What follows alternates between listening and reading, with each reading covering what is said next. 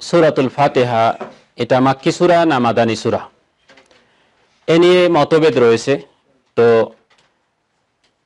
গ্রহণযোগ্য যে মত, অধিকাংশ আলেমদের যে মত, সেটা হচ্ছে সূরাতুল ফাতিহা হচ্ছে মাক্কি সূরা। সূরাতুল ফাতিহা হচ্ছে মাক্কি সূরা। আবার অনেকে বলেছেন যে মাদানী সূরা। আবার কেউ কেউ বলেছেন যে এই সূরা দুইবার অবতীর্ণ হয়েছে, একবার মক্কাতে আর একবার মদিনায়। কিন্তু যারা বলেছেন যে এটি মাক্কি সূরা, তাদের একটি শক্তিশালী দলিল রয়েছে, সেটা হচ্ছে সূরা আল হিজরের 87 নম্বর আয়াত। এই আয়াতের ভিতরে আল্লাহ সুবহানাহু ওয়া তাআলা বলতেছেন, ওয়ালাকাদ আতাইনাকা সাবআম মিনাল মাসানি ওয়াল কুরআনাল আযীম। ওয়ালাকাদ আতাইনাকা সাবআম মিনাল মাসানি ওয়াল কুরআনাল আযীম। আমি আপনি মুহাম্মদুর রাসূলুল্লাহ সাল্লাল্লাহু আলাইহি সাল্লাম আপনাকে দিয়েছি সাবআম মিনাল মাসানি। সাবআম মিনাল মাসানি অর্থাৎ সূরা ফাতিহার একটি নাম আমরা জেনেছি, আস-সাবউল মাসানি। এখানে অর্থ হচ্ছে 7টি আয়াত যা পুনঃ পুনঃ পঠিত, এরকম আয়াতে কারিমা আমি আপনাকে দান করেছি। ওয়াল কুরআনাল আযীম, এবং আপনাকে একই সাথে দিয়েছি কি মহা গ্রন্থ আল কোরআন। তো আল্লাহ সুবহানাহু ওয়া তাআলা এখানে সাবআম মিনাল মাসানি এটা আগে তুলে ধরেছেন। কি করেছেন? আগে তুলে ধরেছেন। এরপরে বলেছেন কি ওয়াল কোরআনাল আযীম, কোরআনের বাকিগুলো এগুলো আমি কি করেছি আপনাকে দিয়েছি। তো আরেকটি জিনিস হচ্ছে, যদি সূরাতুল ফাতিহা মদিনাতেই অবতীর্ণ হয়, তাহলে সালাত তো ফরজ হয়েছে কোথায়? মক্কায়। সালাত ফরজ হয়েছে কোথায়? মক্কায়। যদি মদিনাতে সূরা ফাতিহা ফরজ হয়, তাহলে মক্কায় সালাত কিভাবে আদায় করলেন? অথচ সালাত তো সূরা ফাতিহা ছাড়া কি শুদ্ধ হয় না। তো এই জন্য বলা যায় যে সূরাতুল ফাতিহা এটা হচ্ছে কি মাক্কি সূরা। এই সূরাতুল ফাতিহা এর মাকাসিদ কি, এর দ্বারা আল্লাহ সুবহানাহু ওয়া তাআলার উদ্দেশ্য কি, লক্ষ্য কি, কি উদ্দেশ্য নিয়ে এই সূরার ভিতরে আল্লাহ সুবহানাহু ওয়া তাআলা কথা বলেছেন? লক্ষ্য হচ্ছে আত-তারিফ বিল মাবুদ, আল্লাহর সম্পর্কে, মাবুদ সম্পর্কে কি করা, পরিচয় তুলে ধরা। মাবুদ সম্পর্কে কি করা, পরিচয় তুলে ধরা, যা প্রথম 3টি আয়াত। আলহামদুলিল্লাহি রাব্বিল আলামিন, আল্লাহর পরিচয়। এই সূরার ভিতরে আল্লাহর 4টি নাম এসেছে। কয়টি নাম? 4টি নাম এসেছে, গুণবাচক নাম। আর আল্লাহ নাম সহ 5টি। আল্লাহ হচ্ছে প্রথম নাম, যেটা হচ্ছে আল্লাহর জাতি নাম। এরপরে হচ্ছে রব্বিল আলামিন, এটা হচ্ছে আল্লাহর কি গুণবাচক নাম, এটা হচ্ছে গুণবাচক নাম। এরপরে হচ্ছে আর রহমান, এটিও আল্লাহর গুণবাচক নাম। এরপরে হচ্ছে আর রহিম, এটিও হচ্ছে আল্লাহর গুণবাচক নাম। এরপরে হচ্ছে কি মালিকি ইয়াউমিদ্দিন, অর্থাৎ মালিক, এটিও হচ্ছে আল্লাহর গুণবাচক নাম। তো এই যে প্রথম 3টি আয়াতে কারিমা, এই 3টি আয়াতে কারিমার ভিতরে মাবুদের পরিচয় তুলে ধরা হয়েছে। কি করা হয়েছে? মাবুদের পরিচয় তুলে ধরা হয়েছে। এরপরে দ্বিতীয় যে লক্ষ্য ও উদ্দেশ্য এই সূরা অবতীর্ণের পিছনে, তা হচ্ছে বয়ানু তারিকাতুল উবুদিয়্যাহ, কিভাবে আমরা আল্লাহ সুবহানাহু ওয়া তাআলার ইবাদত করব, কিভাবে আমরা আল্লাহ সুবহানাহু ওয়া তাআলার ইবাদত করব, সেই তরিকা বর্ণনা করা হয়েছে। কোন আয়াতে? 4 নম্বর আয়াত, অর্থাৎ মধ্যের 4 নম্বর আয়াত হচ্ছে মাঝে, আগে 3 পরে 3, মধ্যে এটা হচ্ছে 4 নম্বর আয়াত। তো আগে 3 পরে 3, 3 3 6, আর মধ্যের আয়াত সহ কয়টা হয়? 7টা হয়। আর আল্লাহ বলেছেন ভাগ করে দিয়েছি। প্রথম 3টা আয়াত হচ্ছে আল্লাহর সাথে রিলেটেড, শেষের 3টা আয়াত হচ্ছে শুধুমাত্রই বান্দার সাথে রিলেটেড।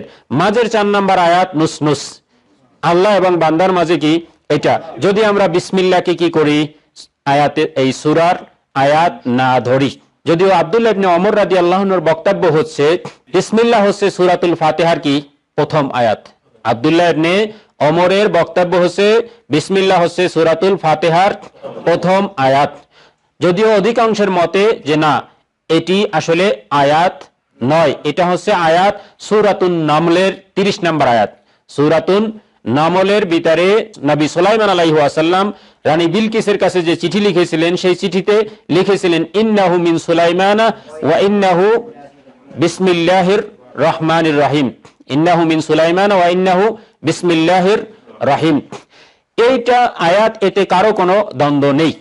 কিন্তু কিছু কিছু আলেম বলেছেন যে না, প্রত্যেক সূরার শুরুতেই বিসমিল্লাহ এটি কি একটি আয়াত। এর মধ্যে একজন মুফাসসির রয়েছেন জামাখশারি, এই ইমাম জামাখশারি রাহেমাহুল্লাহ তিনি বলতেছেন যে যারা প্রত্যেক সূরার শুরুতে বিসমিল্লাহ পড়লো না সে যেন কোরআনের 113টি আয়াত কি করলো, বাদ দিল। সেজন্য কোরআনের 113টি আয়াত বাদ দিল। তো যাই হোক, মূল কথা হচ্ছে বিসমিল্লাহ সূরা ফাতিহার প্রথম আয়াত, এ ব্যাপারে বিভিন্ন মত পাওয়া যায়। বলতেছিলাম যে এই সূরার লক্ষ্য হচ্ছে তিনটি। প্রথম লক্ষ্য হচ্ছে মাবুদের পরিচয় তুলে ধরা। দ্বিতীয় যে লক্ষ্য তা হচ্ছে কি ইবাদত কিভাবে করব, ইয়্যাকা না'বুদু ওয়া ইয়্যাকা নাস্তাইন। এই ইয়্যাকা না'বুদু ওয়া ইয়্যাকা নাস্তাইন এর ভিতরে শিরকবিহীন ইবাদত করতে হবে সে দলিল রয়েছে। শিরকবিহীন ইবাদত করতে হবে সে দলিল কি রয়েছে। কিভাবে? যে সাধারণত আরবি ব্যাকরণ অনুযায়ী না'বুদু ইয়্যাকা এরকমই আসে, আমি তোমাকে ডাকছি, এই কথা, তোমাকেই আমি ডাকছি, এই কথা, এই দুটো কথা একরকম নয়। আমি তোমাকে ডাকছি এটা একটা কমন কথা, সাধারণ কথা। আর যখন বলবো তোমাকেই আমি ডাকছি তখন কি, তখন অন্য কেউ এর সাথে থাকার আর কি কোনো সুযোগ নেই। যখন অনেক সময় আমরা মানে উপস্থিত অনেক লোককে মানে সম্বোধন করে যখন একটু ইশারা দেই, তখন 2-3 জন যখন ইতস্ত করে তখন একজনকে আমরা নির্দিষ্ট করে বলি কি তোমাকেই বলছি, তোমাকেই বলছি, তোমাকেই আমি ডাকছি। তো এইখানে এই যে আয়াতে কারিমা 4 নম্বর আয়াত, দুটো বাক্য, এই দুটো বাক্যর প্রত্যেকটির শুরুতেই কি এসেছে, ইয়্যাকা, ইয়্যাকা না'বুদু ওয়া ইয়্যাকা নাস্তাইন। আরবিতে স্বাভাবিক নিয়ম অনুযায়ী হওয়া উচিত ছিল না'বুদু ইয়্যাকা, আমরা ইবাদত করি আপনার, নাস্তাইনু ইয়্যাকা, সাহায্য চাই আপনার। কিন্তু এখানে ইবাদতের চেয়ে গুরুত্ব কিসের বেশি, ইবাদত কার জন্য আপনি করতেছেন সেটাকে গুরুত্ব বেশি দেওয়ার জন্যই আল্লাহকে বোঝানোর জন্য ইয়্যাকা আগে নিয়ে আসা হয়েছে, এরপরে আল্লাহর গোলামির কথা। কারণ আপনি গোলামি করতে গিয়ে যদি আল্লাহর সাথে কারো যদি সংশ্লিষ্টতা তৈরি করেন তখন সেই ইবাদতের কোনো প্রয়োজন আল্লাহর নেই। কারণ হাদিসে কুদসির ভিতরে আল্লাহ বলে দিয়েছেন আনা আগনা শুরাকা মিনাশ শিরক, শিরিককারীর শিরিক থেকে আমি হচ্ছে কি অমুখাপেক্ষী মুক্ত।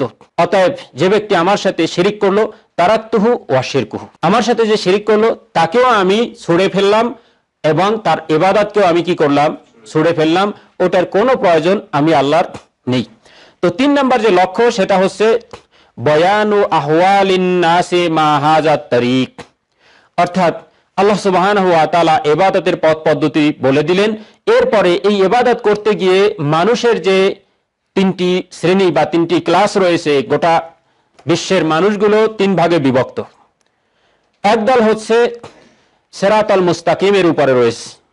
প্রথম যে শ্রেণী, প্রথম যে ক্লাস, তারা হচ্ছে কি ইহদিনাস সিরাতাল মুস্তাকিম, অর্থাৎ সিরাতাল মুস্তাকিমের দল।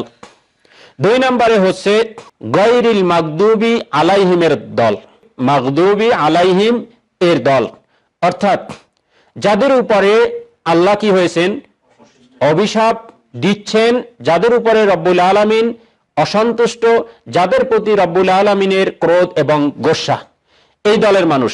3 নম্বরে হচ্ছে যারা পথভ্রষ্ট, যারা কি পথভ্রষ্ট। তো এখানে 3 শ্রেণীর মানুষকে বোঝানো হয়েছে। প্রথম শ্রেণী হচ্ছে প্রকৃত ঈমানদাররা, যারা সিরাতুল মুস্তাকিমের কি পথিক, যারা নবী রাসূলদের দেখানো পথে কি পথ চলতেছে। 2 নম্বরে যে দলকে বোঝানো হয়েছে তারা হচ্ছে ইহুদি এবং তাদের যারা দোসর রয়েছে, ইহুদি এবং তাদের যারা অনুসারী রয়েছে, তাদের চরিত্রে যারা চরিত্রবান, তাদের পথ এবং মত এবং আদর্শে যারা আদর্শবান, তাদের কথা বোঝানো হয়েছে। 3 নম্বরে হচ্ছে খ্রিস্টান এবং তাদের যারা দোসর, তাদের।